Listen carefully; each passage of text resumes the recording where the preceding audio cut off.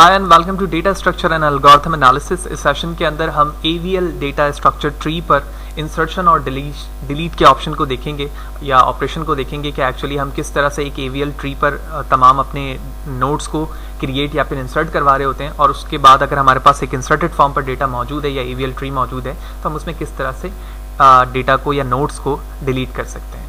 Firstly recommendation ये है कि AVL ट्री के इंसर्शन या डिलीट ऑपरेशन को देखने से पहले आपको ये बात पता होनी चाहिए कि AVL data structure tree base क्या है। तो मैंने प्रीवियस सेशन पे वो चीज़ें ऑलरेडी अपलोड की हुई हैं, तो पहले तो आप वो वीडियो देखें ताकि आप बेहतर तरीके से AVL को समझ सकें, और उसके बाद ही आप ऑनवर्ड आगे जाकर उन चीज़ों को बेहतर तरीके से समझ पाएंगे जो मैं इस सेशन पर बताने वाला हूँ। ओके, तो AVL ट्री में ऑपरेशन हमारे पास फर्स्ट क्रिएट या इंसर्ट है, जिसके अंदर हमारे पास कुछ वैल्यूज़ हैं 2, 4, 6, 8 हमारे पास एलिमेंट या डेटा मौजूद हैं जिसे हमें इंडिविजुअली अपने AVL डेटा ट्री स्ट्रक्चर में इंसर्ट या क्रिएट करना है। Let's start. तो सबसे पहले हमारे पास एलिमेंट 63 है, तो मैं मार्कर लेता हूँ और उसके बाद हमने फर्स्ट एलिमेंट 63 ऐड करवा दिया।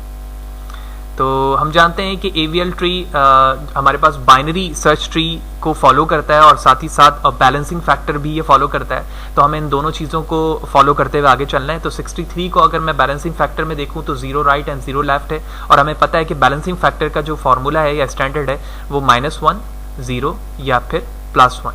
अगर इन तीनों में से कोई भी वैल्यू आ रही है तो इसका मतलब है हमारी ट्री बैलेंस है। इन तीनों के एलिमेंट के अलावा, नंबर के अलावा कोई नंबर है तो उसका मतलब है बैलेंस नहीं है। ओके, तो सेकंड एलिमेंट है 9 63 से लेस देन है, लेफ्ट साइड पर 9 लिख देंगे। बैलेंसिंग फैक्टर देखेंगे ऑलरेडी ही बैलेंस ओके है, 0 0 यहाँ पर देखेंगे तो यहाँ पर 1 - 0 तो equal to 1, balancing factor okay है। ठीक है, उसके बाद 19 है, 19 63 से लेस है लेकिन 9 से क्या है, ग्रेटर है, तो ग्रेटर के लिए हम 19 यहाँ पर कर देंगे। बैलेंसिंग फैक्टर देखते हैं, ये बैलेंस है, ये भी बैलेंस है, लेकिन जैसे 63 को देखेंगे तो इसके लेफ्ट साइड पर जो एलिमेंट है उसकी क्वांटिटी यानी उसके चाइल्ड की 2 है। ठीक है, तो अगर मैं बैलेंसिंग फैक्टर लिखूं 2 और 63 के राइट हैंड पे कुछ भी नहीं है तो माइनस करेंगे तो बैलेंसिंग फैक्टर हमारे पास 2 आ गया। इसका मतलब है ना वो -1 है, 0 है, ना 1 है, तो इसका मतलब है ये एरिया इस वक्त हमारे पास बैलेंस फॉर्म पर नहीं है। बैलेंस फॉर्म पे लाने के लिए हमने ऑलरेडी प्रीवियस सेशन पे रोटेशन को भी डिस्कस किया है। तो अगर मैं रोटेशन की बात करूं तो सबसे पहले 63 से जो रोटेट कर रही है वैल्यू वो लेफ्ट साइड पे जा रही है और उसके बाद राइट पर आ रही है, तो इसका मतलब है LR रोटेशन की यहाँ पर जरूरत है। सबसे पहले हम राइट को करेंगे तो राइट में 19 की वैल्यू यहाँ चले जाएगी और 9 यहाँ पर आ जाएगा। ठीक है, तो LR या RL के अंदर दो तरह की रोटेशन होती है, यानी LL या RR की तरह दो तरह की रोटेशन होती है, जबकि ओनली LL या ओनली RR के अंदर एक ही टाइम रोटेशन होती है। लिहाजा इसके लिए अगर मैं इसको हैंडल करने के लिए 63 पहले लिखूंगा और सबसे पहले हम हैंडल करेंगे R को, तो R के लिए 9 की जगह 19 आ जाएगा। ठीक है, और 19 से के बाद अगर मैं इंसर्ट करने की कोशिश करूं 9 को, क्योंकि वो 19 से लेस देन है, तो 9 के इसके लेफ्ट साइड पर आ जाएगा। तो अब रोटेशन को अगर हम चेक करें तो दोनों ही लेफ्ट साइड पर आ गई। लिहाजा इस रोटेशन पर आने के बाद हमें देखना होता है कि तीनों वैल्यूज में से मिड वैल्यू कौन सी है। मिड वैल्यू हमारे टॉप एलिमेंट पे चले जाती है, तो मिड वैल्यू इस वक्त 19 है। लिहाजा अब जो हमारे पास ट्री बनेगी वो 19, ग्रेटर वैल्यू 63 यहां पर आ जाएगी, और इससे जो लेस वैल्यू है वो उसके लेफ्ट साइड पे चले आएगी 9, and now the tree will be balance form. ठीक है, तो हमने 63 को हैंडल कर लिया, 9 को हैंडल कर लिया और 19 को भी कर लिया। इसके बाद बारी आती है 27 की। 27 को इंसर्ट करना है, 19 से बड़ी है लेकिन 63 से क्या है वो लेस है, तो यहाँ पर आ जाएगी। बैलेंसिंग फैक्टर देखेंगे। ठीक है, सबसे पहले टॉप वाले को देखते हैं, इस साइड पे 1 है, इस साइड पे 2 है, 1 - 2 -1। इसको देखेंगे 1 - 0 1, और ये ऑलरेडी ही बैलेंस है, तो उसका मतलब है सारे हमारे जितने भी एलिमेंट वो बैलेंस हुए हैं।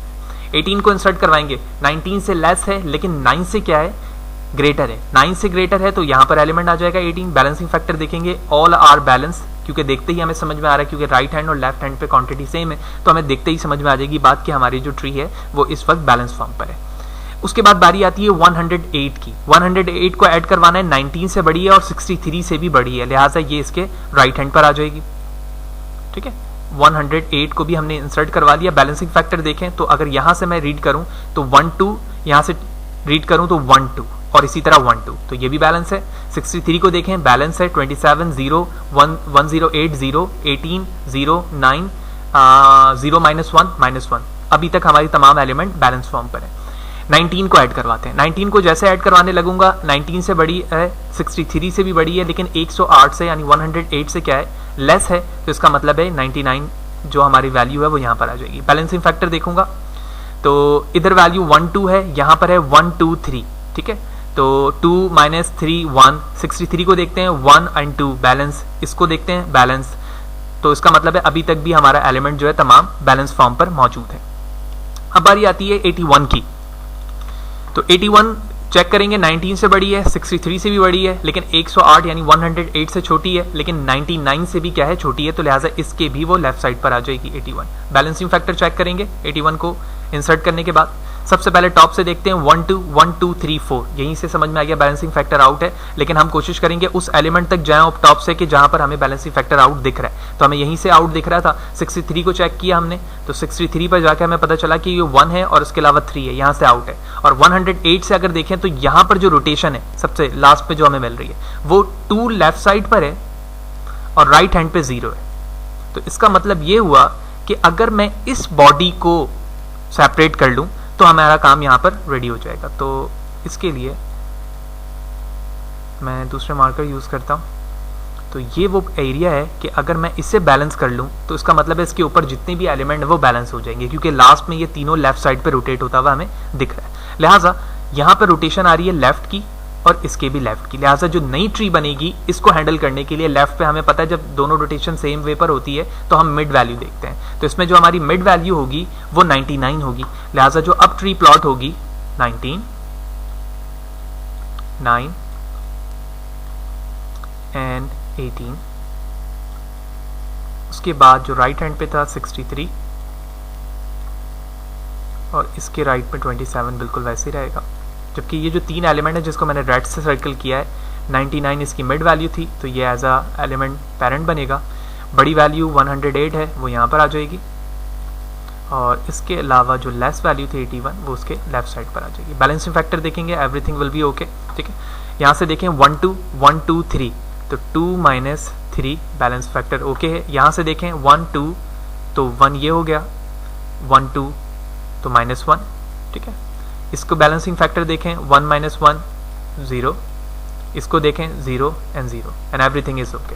एंड एट लास्ट 81 भी हमने इंसर्ट करा दिया। तो मैं कह सकता हूं कि एट लास्ट जो हमारे पास ये ट्री जनरेट हुई है ये कंप्लीट एक AVL ट्री डेटा स्ट्रक्चर के फॉर्म पर प्लॉट हो चुकी है, जिसके अंदर हमने 10 element with respect to the node insert करवाए और हमने उन तमाम रूल्स को फॉलो किया जो हम प्रीवियस सेशंस पे रोटेशन के पढ़ चुके हैं। ज़रूरी नहीं है कि हर दफ़ा वो चारों रोटेशंस आएँ जो हम पढ़ चुके हैं, लेकिन हमें पता होना चाहिए कि कब कब किस तरह की रोटेशन होगी, तो हमें किस तरह से मूवमेंट करके अपने ट्री को बैलेंस फॉर्म पर लेकर आना है। होपफुली ये बात क्लियर होगी। कोई भी सवाल है कमेंट सेशन पर जरूर पूछो, कोशिश करूंगा आपको बर वक्त जवाब देकर जो भी क्वेरी है उसको क्लियर कर सकूं। अब बारी आती है डिलीट की। तो सबसे पहले मैं कोशिश करता हूं कि जो राइट हैंड पे हमारे पास कंप्लीट ट्री इस वक्त प्लॉट होकर आ चुकी है मैं उसको नेक्स्ट पेज पर ड्रॉ करके रखूं, ताकि मैं उसके बाद आपको तमाम डिलीट के ऑपरेशन परफॉर्म करवा सकूं। तो अब हमें डिलीट ऑपरेशन देखना है सेम ट्री पर जो हमने अभी थोड़ी देर पहले क्रिएट किया है प्रीवियस स्लाइड पर, ठीक है। इस स्लाइड पर हमने क्रिएट किया था और नाउ इस स्लाइड के अंदर मैंने वो ट्री दोबारा बना दी है। अच्छा, बाइनरी सर्च ट्री के अंदर जो मैंने डिलीट के ऑपरेशन बताए थे कि जब आपके पास ऐसे नोड मौजूद हो जिसके कोई फर्दर ट्री ना हो, यानी फर्दर कोई नोड से ड्राइव ना हो रहा हो एज अ चाइल्ड, तो इसका मतलब है कि उसके 0 चाइल्ड होंगे। इसी तरह कोई एलिमेंट ऐसे हो सकते हैं जिसके 1 चाइल्ड हो, और इसी तरह कोई ऐसा एलिमेंट भी हो सकता है या नोड हो सकता है जिसके 2 एटमोस्ट चाइल्ड हो, जो कि बाइनरी ट्री की डेफिनेशन में भी पूरा उतरता है। तो इंडिविजुअली समझते हैं। यही वजह है कि मैंने यहाँ पर डिलीट ऑपरेशन पर पहले कहा हुआ है कि 18 को डिलीट करना है, फिर 9 को और फिर 19 को, ठीक है। तो अगर ऐसे नोड को हम देखें जिसके नीचे फर्दर कोई भी चाइल्ड मौजूद ना हो, तो इस वक्त आप देख रहे हैं कि 18 के फर्दर नीचे कोई भी चाइल्ड मौजूद नहीं है। लिहाजा अगर मैं इसे डिलीट करूंगा तो इसका मतलब है कि इससे ट्री पर कोई भी असरअंदाज नहीं होने वाली चीज है। क्यों? क्योंकि ये ऑलरेडी ही हमारे लेफ्ट साइड पे मौजूद है और अपनी सही जगह पर मौजूद थी, तो हमने हटा दिया, तो कोई कंसर्न इससे फर्दर नहीं रहेगा। लेकिन इसी तरह से अगर ऐसे एलिमेंट की बात करूं या ऐसे नोड की जिससे 1 चाइल्ड ड्राइव हो रहे हो, तो यहाँ पर 9 वो एलिमेंट है या नोड है जिससे 1 चाइल्ड ड्राइव हो रही।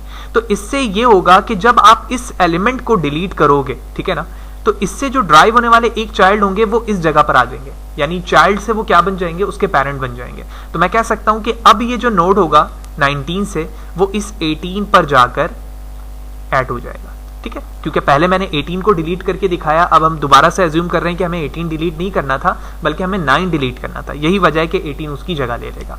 उसके बाद आपको याद होगा मैंने बाइनरी सर्च ट्री के अंदर बताया था कि अगर हमारे पास 2 ऐसे एलिमेंट होते हैं जिसके 2 चाइल्ड हैं, तो वहां पर डिलीट करने का 2 तरीका है, ठीक है ना, एक प्री एंड एक पोस्ट, तो यानी एक पहले और एक बाद का तरीका था जो वहां पर मैंने तफसीलन बताया था। तो यहां पर हमें क्या करना है, पहला तरीका ये कहता है कि जितने एलिमेंट, अगर मैं 19 की बात करूं क्योंकि टॉप एलिमेंट पे वो मौजूद है, तो जो एलिमेंट ऐसा है जिसके राइट पे भी एक चाइल्ड मौजूद है, लेफ्ट पे भी मौजूद है, तो आप उसमें एक तरीका ये यूज करते हैं कि उसके एरिया में जितने भी चाइल्ड हैं लेफ्ट साइड पर, ठीक है, उस लेफ्ट साइड में से आप मैक्सिमम नंबर से उसको रिप्लेस कर देते हैं। और इसी तरह से राइट हैंड जो आपकी सब ट्री है, ठीक है, उसमें से जो सबसे लीस्ट यानी छोटा नंबर होगा उससे आप उसको क्या कर देंगे, एक्सचेंज कर देंगे। देखो मैं सबसे पहले इस मेथड को अप्लाई करता हूं, ठीक है, जो कि लेफ्ट साइड पे, लेफ्ट साइड पर अगर आप देखो तो मैक्सिमम एलिमेंट यहां पर क्या था, 18, ठीक है ना। हम 9 और 18 को इग्नोर करते हैं क्योंकि हमने पहले स्टेप पे बता दिया। अब हम समझते हैं कि हमारे पास 9 भी मौजूद है और 18 भी मौजूद है, लिहाजा अब जो ट्री बनेगी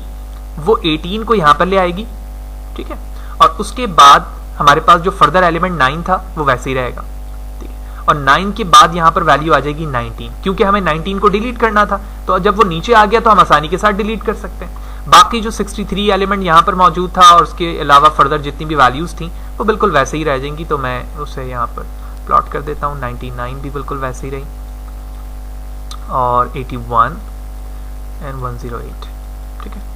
तो ये पहला तरीका हो गया। दूसरे तरीके में ये बताया गया लेफ्ट राइट हैंड पर कि जो वैल्यू सबसे छोटी होगी, तो यहां पर आप सबसे छोटी वैल्यू देखो तो 27 है, तो 27 को आप इस 19 से क्या कर दोगे, रिप्लेस कर दोगे, लिहाजा अब जो ट्री बनेगी वो यहां पर आएगी 27, ठीक है, 27 से यहां पर आ जाएगा 9 के बाद 18, ठीक है, क्योंकि हम इस वक्त राइट हैंड को यूज कर रहे हैं तो यहां पर चेंजेस की जरूरत नहीं है। यहां पर आ जाएगा 63, 27 से रिप्लेस किया है मैंने, तो यहां पर आ जाएगा 19, ठीक, बाकी 99 वैसे ही रहा, 81 भी वैसे ही रहा, it's 81 and here it is 108। और अब हम क्या करेंगे, इस 19 को यहां से डिलीट कर देंगे। तो जैसे ही हम डिलीट करेंगे तो हम देखेंगे कोई चेंजेस यहां पर नहीं पड़ रही। तो इस तरह से हम डिलीट के तीनों ऑपरेशंस को अपने AVL ट्री डेटा स्ट्रक्चर के अंदर परफॉर्म कर सकते हैं कि अगर एक ऐसा नोड जिसके कोई भी चाइल्ड नहीं है तो उसको हम डायरेक्टली कर सकते हैं, एक चाइल्ड है तो हम रिप्लेस करेंगे, इसी तरह 2 चाइल्ड है तो उसके 2 तरीके हैं। अगर वो लेफ्ट साइड पर मौजूद है उसके तमाम एलिमेंट, तो वहां पर देखेंगे कि वहां पर सबसे बड़ी वैल्यू कौन सी है, और इसी तरह हम राइट हैंड मेथड से अगर यूज कर रहे हैं तो वहां पर देखेंगे सबसे छोटी एलिमेंट कौन सी है और उससे उसको रिप्लेस कर देंगे। और दोनों तरीका मैंने यहाँ पर आपको करके दिखाया, जहां पर हमने सबसे पहले greater value from left side देखा, ठीक है, ठीक है, और ग्रेटर में मैं ग्रेटर देन का साइन बना दे रहा हूं, और इसी तरह हमने राइट साइड पर देखा कि लेस वैल्यू क्या है, दैट्स एन एस्टेरिक, और हमने दोनों तरीके से डिलीट करके देख लिया। होपफुली आपको बात क्लियर होगी। कोई भी बात समझ में नहीं आई कमेंट सेक्शन पे जरूर पूछो, कोशिश करूंगा आपको बर वक्त जवाब दे सकूं। जितने भी इससे रिलेटेड हमारे प्रीवियसली रिकॉर्ड में जितने भी ट्यूटोरियल हैं डेटा स्ट्रक्चर के, वो मेरे यूट्यूब चैनल पे मौजूद हैं। आप डायरेक्ट जाके मुझे यूट्यूब पे फाद हुसैन ट्यूटोरियल या फाद हुसैन कंप्यूटर एजुकेशन से सर्च कर सकते हैं। उसके बाद आप मेरे प्लेलिस्ट पर आएंगे और उसकी तमाम वीडियो से फैसिलिटेट हो सकते हैं। जितना भी कोड सेशन होता है या मेरे स्लाइड सेशन है जो कि मैं डिस्कस करते रहता हूँ, फहद हुसैन CS blogspot.com पे मौजूद है, जहां से जाकर आप फ्रीली क्लिक टू डाउनलोड करके उससे फैसिलिटेट हो सकते हैं। वीडियो को लाइक करें, शेयर करना ना भूलें, और अगर मेरे चैनल को सब्सक्राइब नहीं किया तो सब्सक्राइब करें ताकि जितनी भी अपकमिंग लेटेस्ट वीडियोस हैं उसके हवाले से आपको बर वक्त जानकारी मिल सके। Thank you.